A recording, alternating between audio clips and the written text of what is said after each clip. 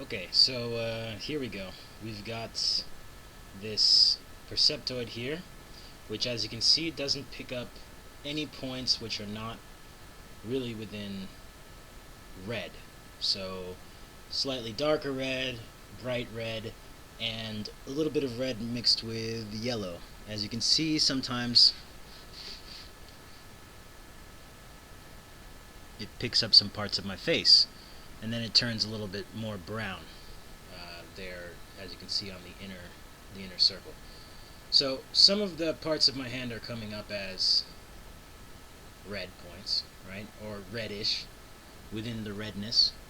But okay, I want you to turn your attention to the inner circle here, and you'll notice that once I put this red chili, well, it's not a red chili really, it's a, yeah, well, okay, we'll just go New Mexico style and call it a red chili. So, watch the color. You see how the color of that inner circle has now changed to the red of the chili? And how the part of it that's rendering is actually the chili itself.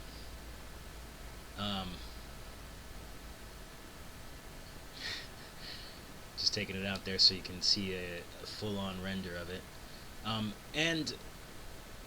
And this is important because I basically have given the ability to the Perceptoids to be color conscious, so to speak. So not only can they see space, but they can see color, as mentioned in my previous video.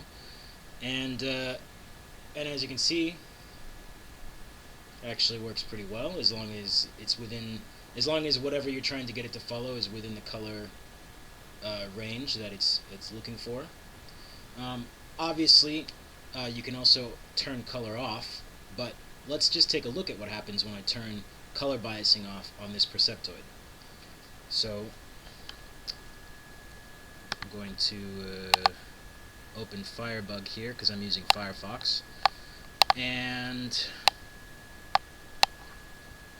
I'll just put this here so you can see.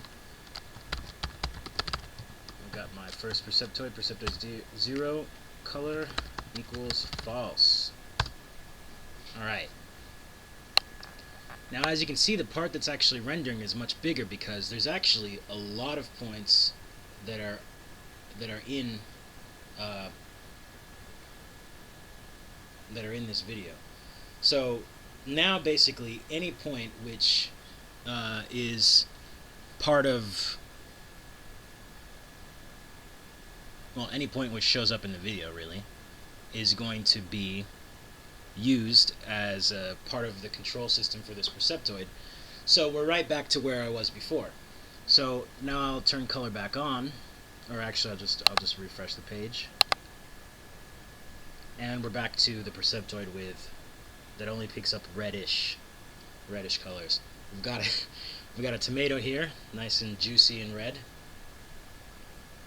And as you can see, quite a few of the points on this tomato actually are within the range of the colors that we're trying to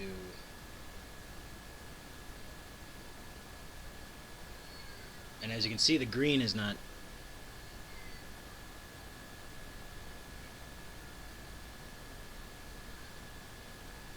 really being processed. Now I can also turn points on, show points true, and I'll turn the video opacity down to 0.4 so we can see the points. Alright, so here's our points. Obviously, as you can see, some of those points are within the reddish color, and our Perceptoid is moving very slowly because its ease is based off of however many points it's processing. So if there's more points which are within the color range, it's going to pull further. So as you can see, all these blue points and these yellow points and stuff like that are not actually affecting the perimeter of this thing. But once I stick these red points in here, it starts to go to town. So the other thing is nothing is really ever just one color. Like nothing is ever just red or just blue or just yellow. Everything always has a certain number of colors which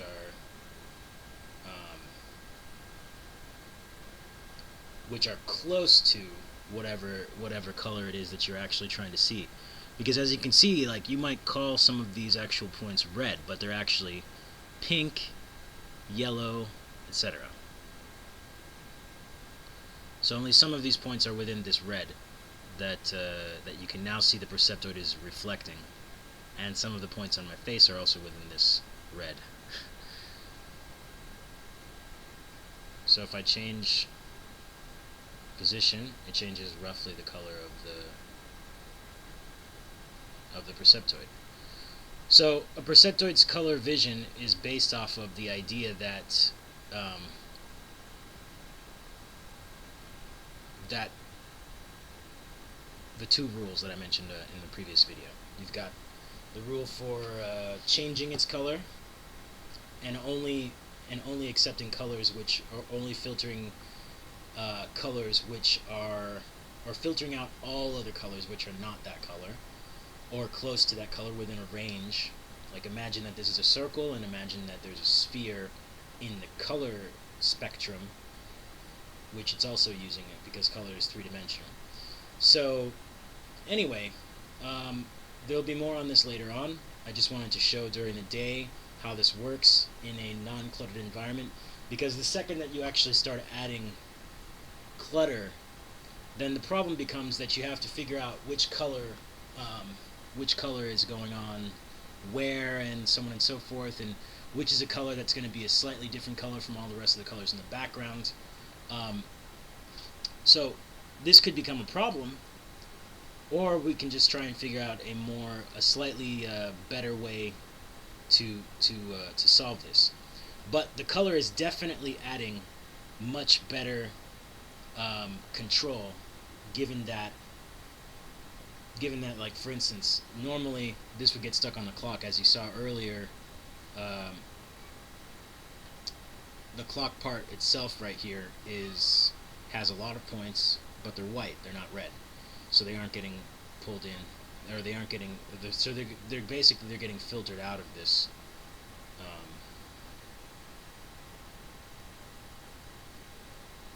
equation.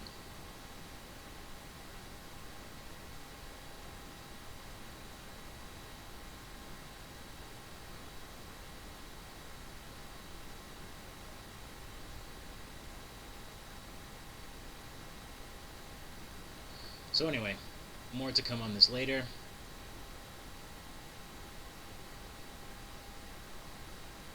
Let's see if I can get it to just show the render of the chili.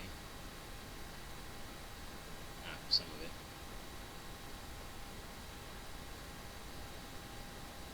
of it.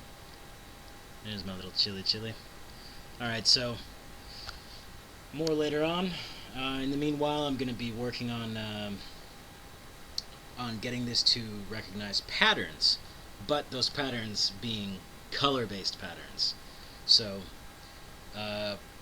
stay tuned, and if you want, subscribe to the YouTube channel. I would appreciate that.